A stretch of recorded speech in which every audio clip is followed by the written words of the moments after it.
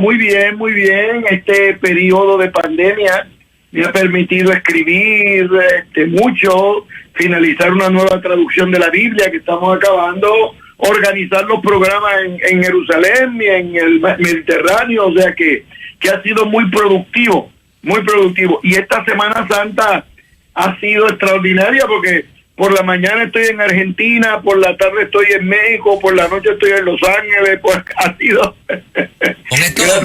gracias al internet. Exacto, sí, la tecnología ha facilitado todas esas presentaciones, ¿no? Sí, no. Bueno. Cuando los evangelios hablan de ir por todo el mundo y predicar el evangelio, yo creo que Juan y Mateo tenían en mente el internet y Zoom y Facebook y todo esto lo tenían en mente.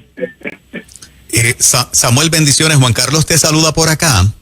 Saludos Juan Carlos. Mira, Samuel, estamos en plena Semana Santa y se me ocurre preguntarte, ¿verdad? Porque nosotros los cristianos decimos la Biblia es el libro sagrado, creemos en él, todo lo que está en él lo creemos, es nuestro manual de fe, nuestro manual de vida, pero se me ocurre hacerte una pregunta que mucha gente se la hace. Además de la Biblia, ¿qué nos narra la historia o qué cosas la historia tiene que demuestran la existencia real de Jesús de Nazaret? Magnífico. Parece que ese espíritu está rondando por los medios, porque esta semana, especialmente los medios seculares, han estado interesados en ese tema. A lo que yo le digo es que la historicidad de Jesús de Nazaret no es un tema que se ponga en duda, porque hay mucha evidencia. No hay evidencia, sino mucha evidencia. Por ejemplo, nosotros tenemos la literatura canónica, el Nuevo Testamento, los Evangelios. Tenemos literatura cristiana que no está en la Biblia, evangelios apócrifos, otra comunicación de la literatura cristiana, pero tenemos literatura judía en contra de Jesús de Nazaret, y tenemos literatura romana también, que describen componentes de Jesús de Nazaret, y uno no escribe sobre lo que no existe, o uno no critica lo que no es un problema, nosotros tenemos, por ejemplo, te voy a dar dos ejemplos de literatura judía, un documento, ¿verdad?, muy antiguo que posteriormente se convirtió en el Talmud, habla y dice que Jesús es un problema porque con su verbo hacía errar a Israel. ¿Qué nos dice eso? Que era un buen predicador, que era un buen maestro, porque lo critican por eso. En otra ocasión habla y dice, documento judío, que el problema cuando le traían los enfermos era que hacía magia. Es decir, que no podían explicar las sanidades. Entonces decía, bueno, pues es que hace magia. O sea que hay documentación extrabíblica que habla en torno a la importancia histórica de este personaje, la importancia de su educación, de sus enseñanzas, y la importancia de que actuaba de forma tal que la gente sentía beneficios no solamente emocionales y espirituales, sino beneficios físicos de sanidad. Entonces, eso nos da a nosotros una pista muy, muy fuerte para hablar de la historicidad de Jesús. Algunos colegas hablan y dicen en la universidad que hay más evidencia de la historicidad de Jesús de Nazaret que de Platón y que de Aristóteles. Entonces, nadie va a la universidad y cuando coge el curso de filosofía 101 no dice, alza la mano y dice, no me enseñen de Aristóteles, que yo no sé si existió. No, es parte. Entonces, por eso es que afirmamos la historicidad de Jesús. Poderoso. En esta mañana, para todos los que siempre han querido negar, ¿verdad?, que Jesús solamente es un personaje de la Biblia, la historia narra la existencia de Jesús. Poderoso, Samuel. Doctor, obviamente, viendo la historia del maestro, vemos que era una buena persona. Entonces, ¿por qué cree exactamente que lo crucificaron? Mira, interesante también, porque, por ejemplo, el libro de los Hechos, cuando trata de describir a Jesús, el texto lo que dice es que no habló de teología, y no habló de milagros, no. El libro de los Hechos lo que dice es que anduvo haciendo bienes y liberando a los oprimidos.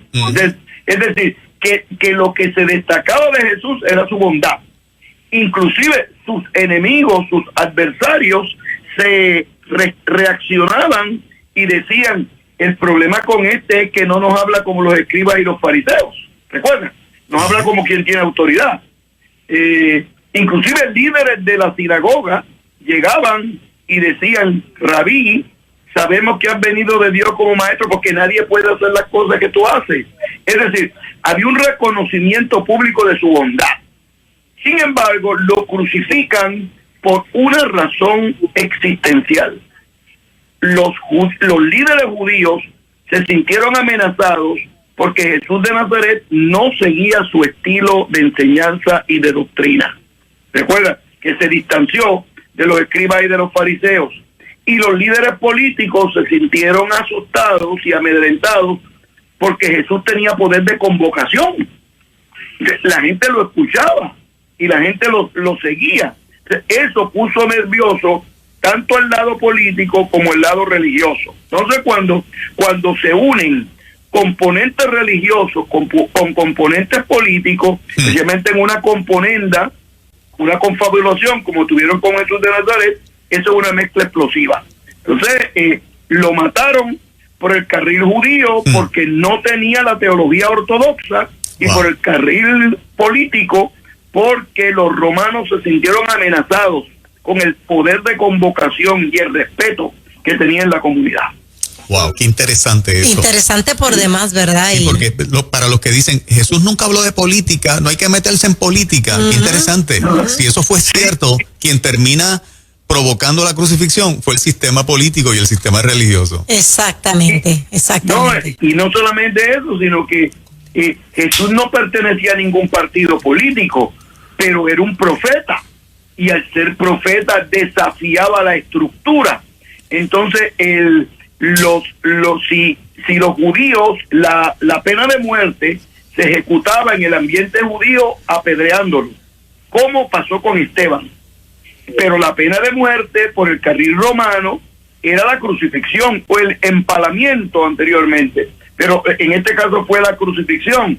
Y lo interesante es que a Jesús lo crucifican. Es decir, que lo asesinan por el carril político, porque los políticos se sintieron desafiados y amenazados, y Jesús le dijo a Herodes, esa zorra, ¿recuerdan?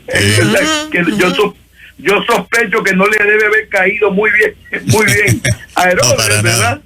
Y además, recuerda que Jesús nunca dejaba hablar a los demonios, cero, excepto una vez, cuando le pregunta ¿cómo te llamas? Y le contesta el endemoniado Legión, y añade porque somos muchos. Y Legión era el nombre que utilizaban los contingentes romanos, especialmente la legión número 10 que vivía en Siria, que era una legión misericordia.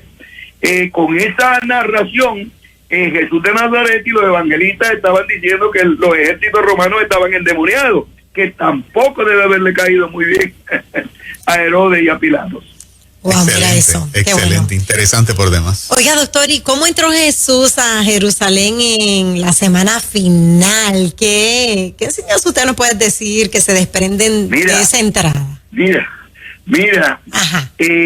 entró como rey. Okay. Y lo interesante, para los que no han preparado el sermón todavía para jueves y viernes santo, pues, a ver. O para los que no hayan podido ir, es interesante que Jesús se dio cuenta que lo estaban buscando en Jerusalén cuando estaba en Cesarea de Filipos, al norte. Y cuando se entera que hay problemas, les dice a los discípulos, vamos para allá para resolver. Es decir, que la gran enseñanza de la entrada triunfal es que cuando uno tiene un problema, uno tiene que enfrentarlo con autoridad lo antes posible. Los problemas no se evaden, los problemas no se le da la espalda, los problemas no se ignoran. Usted le da la espalda al problema y lo apuñala por la espalda. Usted lo ignora y se complica.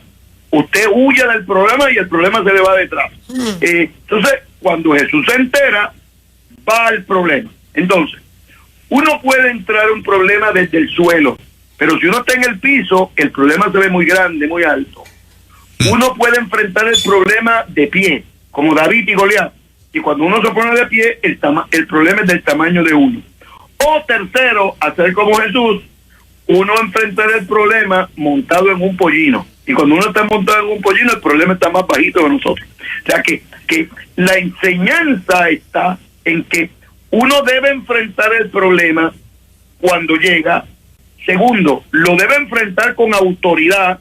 El simbolismo montado en un pollino lo que quiere decir, uno tiene que enfrentarlo como un rey, con autoridad y la gracia de Dios. Uh-huh. Y tercero, los problemas deben sacar lo mejor de nosotros. Uh-huh. No deben sacar las malas crianzas, ni las malas palabras, ni los puños en las mesas, ni las tiradas de puertas. El problema debe sacar las virtudes que hay dentro de nosotros, porque son oportunidades de crecimiento y aprendizaje. Sin el faraón, Moisés no hubiese sacado el pueblo de Israel de Egipto. Uh-huh. Sin Goliat, David no hubiese llegado a ser rey. Y escuchen bien para los que no han preparado el sermón. Uh-huh. Juan Carlos, colegas que están allí. Sí. Sin los leones, Daniel no hubiese llegado a ser el Daniel que fue. Uh-huh. Porque los problemas uno lo puede ver desde el ángulo de la destrucción o uno lo puede ver desde el ángulo de una escalera. Piso el problema y aumento y crezco y subo y me desarrollo y me hago una persona más fuerte y me hago una persona más firme y me hago una persona que me lleve por el carril de la victoria. Uh-huh. Entró de forma tal que cuando lo mataron, Jesús se convirtió en la muerte de la muerte. Wow. Y cuando resucitó, nos enseña muy bien uh-huh. que para resucitar bien hay que morir bien. Uh-huh. Y para morir bien hay que vivir bien. Y para vivir bien hay que tener dentro de uno al que dijo: yo soy la resurrección y la vida, y el que cree en mí, aunque esté muerto, vivirá. Wow, poderoso. Qué tremendo. Qué lindo. Me encantó esa parte de la muerte de la muerte. Exacto. ¿Verdad? Ajá. Qué tremendo. Samuel, te pregunto. Jesús, por eso es que el apóstol Pablo posteriormente dice: pero dígame dónde es que está el poder de la muerte. ¿Recuerdan? Exacto. ¿Dónde está la muerte, tu aguijón, y sepulcro tu victoria? Porque recuerda que la muerte tiene dos componentes. El componente real del expirar, propiamente hablando, ajá. pero el componente del miedo. Entonces, tan fuerte es uno como el otro. Y hay personas que están más asustados porque un día van a morir que no pueden vivir de manera liberada. Wow. Ya de paso, hay un familiar nuestro, la suegra de mi hijo, que en este momento está en un momento difícil de vida, ¿verdad? Terminar en la vida. Ha sido una mujer de fe y ha sido una mujer de un testimonio tremendo. Y si nos está escuchando, la bendigo en el nombre del Señor. Pero enfrenta la vida y enfrenta la muerte y enfrenta la existencia de la misma manera, de pie, con autoridad y en el nombre del Señor. Y así es que se sabe uno, así es que uno puede resucitar, cuando enfrenta la vida de esa manera. Samuel, te pregunto, nosotros acá, lo que es para nosotros ahora Semana Santa, nos pone siempre a pensar qué actividades fueron las típicas de Jesús esos días previos a ser crucificado. ¿Qué estaba haciendo Jesús esa semana antes, que para nosotros hoy, 2000 años después, le llamamos Semana Santa? Sí, muy bien también. Acuérdate que Jesús fue a Jerusalén en el contexto de la celebración de la Pascua. Okay. Por eso es que coinciden todos los años, un día antes, un día después, una semana antes, una semana después, la Pascua judía y la Semana Santa. Okay. Por eso es que la Semana Santa no es todos los años el primer fin de semana, la primera semana de abril, o la última de marzo, o la segunda de abril, porque depende del calendario lunar, que está relacionado con la Pascua, la celebración de la Pascua judía. Entonces la Pascua lo que celebra es la liberación de los hijos y las hijas de Israel de Egipto. Es una ceremonia de triunfo, es una fiesta de gozo, de liberación, de transformación, de restauración.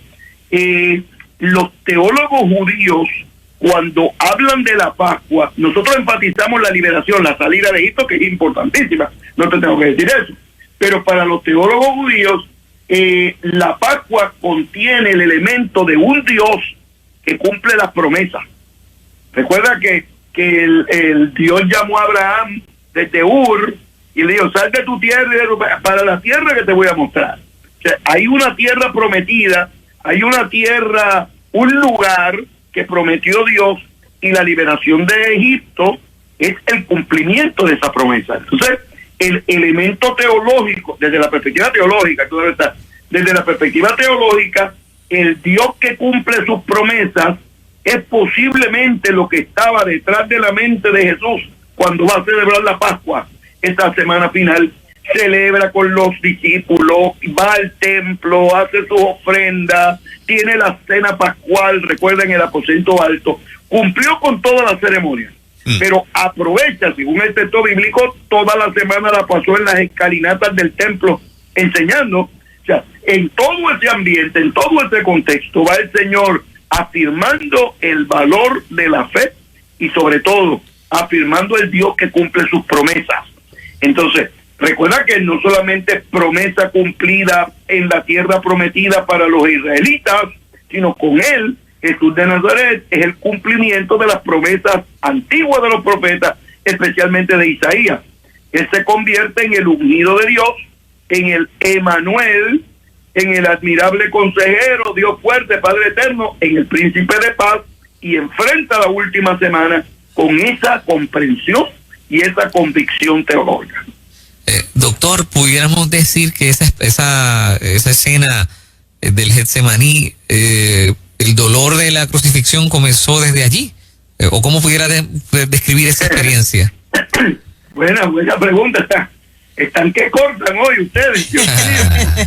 Mira, la escena del Getsemaní es importantísima en la Escritura porque presenta la humanidad de Jesús en un nivel óptimo. El Jesús del Getsemaní es como Juan Carlos, como Samuel, como el hermano que va manejando su carro hasta Bayamón, ¿entiendes? Es el ser humano, el ser humano en la angustia óptima, porque en ese momento la cruz no era una teoría, ya estaba lista. El proceso de crucifixión no era un documento legal, era lo que le esperaba. O sea, ya cuando todo está listo para finalizar con su vida, Jesús entiende que es complicado, los problemas son serios, y recuerda que en él habitaba corporalmente, era un ser humano, pero habitaba toda la plenitud de la deidad. En ese momento, el elemento humano tiene precedente cuando el Señor dice, si es posible, recuerda, que pase de mí esta copa. Pero cuando dice, pero que se haga tu voluntad, no la mía, según el Evangelio, en ese mismo momento, un ángel vino y le sirvió. Cuando uno es capaz de reconocer la voluntad de Dios, Dios envía a su ángel al lado nuestro. Hay algunos ángeles que vienen volando, pero otros vienen en su carro, con corbata y falda, y hay ángeles que vuelan y otros que no. Pero Dios envía a su ángel para que esté al lado nuestro. El elemento humano más intenso de Jesús está en el Getsemaní. Y el elemento divino más intenso de Jesús, aparte de la resurrección, claro está, pero cuando estaba viviendo, es posiblemente en la crucifixión. Recuerda cuando una de las palabras habla, Padre, perdónalo, porque no saben lo que hacen. Imagínate, perdonar a quien te está asesinando injustamente, uno necesita el 100% de la gracia de Dios para poder responder a eso. Definitivamente, wow, impactante, ¿verdad que sí? Sobre todo esa escena. Y yo le tengo otra pregunta, ese juicio de Jesús, ¿cómo fue y qué enseñanza nos deja? Perdóname, la primera parte que se cortó. Se cortó. Ese juicio, ¿cómo fue el juicio de Jesús y qué enseñanza nos deja? Mira,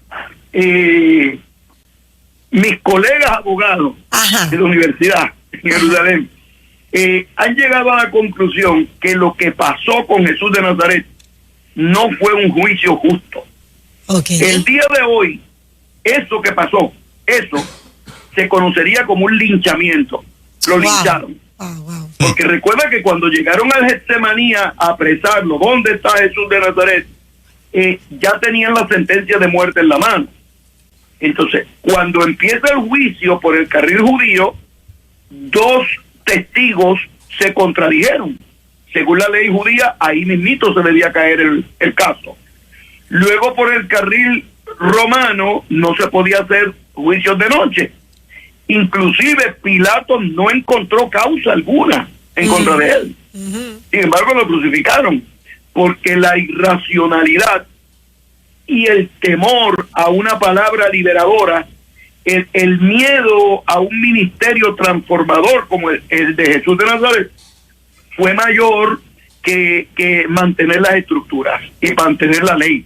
O sea, pues rompieron la ley porque el objetivo era matarlo y lo mataron. Pero debemos afirmar el día de hoy que no fue un juicio justo, que a veces las personas me dicen los judíos mataron a Jesús. No fueron los judíos los que mataron a Jesús. Fue un sector del liderato, tampoco todos los líderes, un sector del liderato que se pusieron en contubernio y se pusieron de acuerdo con un sector de las autoridades políticas para sacarlo del camino. Poderoso. Excelente, muy bueno. Samuel, se nos quedan algunas preguntitas en el tintero.